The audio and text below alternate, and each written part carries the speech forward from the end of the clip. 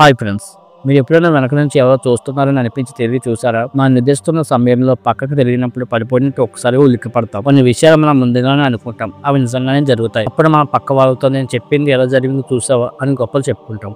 ఆలోచిస్తూ ఉంటే మీ మిత్రులతో కూడా ఏదైనా డిస్కస్ చేసి ఉంటారు. అసలు ఇది యాదృచ్ఛికమైన సంఘటన లేక మనిషి మెదడులో ఏదైనా ప్రత్యేకమైన శక్తి ఉందా?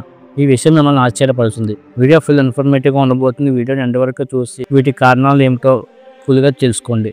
ఇంకెందుకు ఆలస్యం, లెట్స్ గెట్ ఇంటూ వీడియో. మనకు 5 ప్రధాన భావేంద్రియాలు ఉంటాయి. అవి ఏంటో ఇప్పుడు తెలుసుకుందాం. చూపు, శ్రవణం, స్పర్శ, రుచి, వాసన. కానీ కొన్ని సందర్భాల్లో మనకి కనిపించవు, వినిపించవు, కానీ మనసులో మిగిలే ఒక అనుభూతి ఉంటుంది. శాస్త్రవేత్తలు దీన్ని సిక్స్త్ సెన్స్ అని కూడా పిలుస్తారు. అసలు ఇది నిజమేనా, లేక ఇది మన ఊహ? మన మెదడు భవిష్యత్తును ఊహించగలదా? మన మెదడులో ఉన్న ఈ రహస్యాన్ని శక్తిపూర్వకంగా మనం ఇప్పుడు తెలుసుకుందాం. మీరు ఎప్పుడైనా ఏదో అపశకునం జరగబోతుంది అనిపించి నిజంగానే జరిగిన అనుభవం ఉందా? మీరు ఒక వ్యక్తిని కలవబోతున్నారా అని ఆలోచిస్తే అతను వెంటనే కాల్ చేశాడా?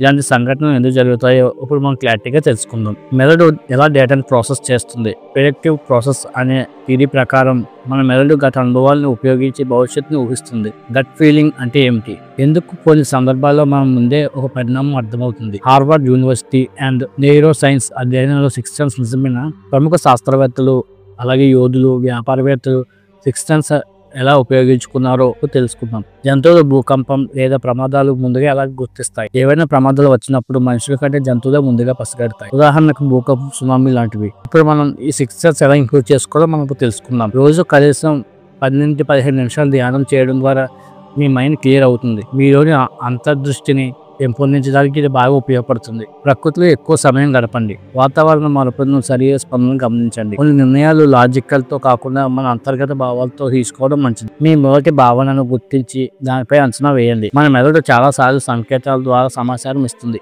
ప్రతిరోజు కలలు రాసుకోవడం వల్ల మీ అవగాహన పెరుగుతుంది. కొన్నిసార్లు మన శరీరం మనకు సంకేతాలు ఇస్తుంది. మీ శరీర భాషను అర్థం చేసుకోవడం ద్వారా అంచనాలు మెరుగుపడతాయి. ప్రతిరోజు కొత్త విషయాలు ప్రయత్నించండి. పాత అలవాట్లను బ్రేక్ చేయడం ద్వారా మెదడు మరింత అలర్ట్గా మారుతుంది. ఈ వీడియో మీకు ఫుల్ ఇన్ఫర్మేటివ్గా ఉంటే లైక్ చేసి సబ్స్క్రైబ్ చేయడం మాత్రం మర్చిపోకండి. అలాగే పక్కన బెల్ ఐకాన్ యాక్టివేట్ చేసుకొని మన ఛానల్ ఫాలో అయితే అవ్వండి.